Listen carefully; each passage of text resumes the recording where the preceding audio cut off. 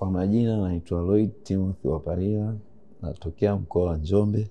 Kwa sasa hivi niko hapa hospitali ya Taifa Muhimbili. Napenda kutoa shukrani kwa uongozi wa hospitali ya Muhimbili, nikimaanisha bodi ya ukurugenzi, madaktari, wauguzi. Nilifika hapa Muhimbili mwezi wa pili tarehe 20 nikiwa na mzazi wangu akiwa na shida ya alipata na stroke. Tukamtoa Njombe kumleta hapa hospitali ya Taifa Muhimbili. Ametibiwa hapa kwa muda kama miezi miwili, akawa anaendelea vizuri kabisa. Tukaruhusiwa kurudi naye nyumbani.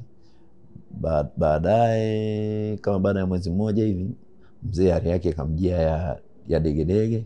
Basi sikusita kumrudisha Muhimbili kufuatana na matibabu ambayo tulikuwa tunayapata hapa Muhimbili.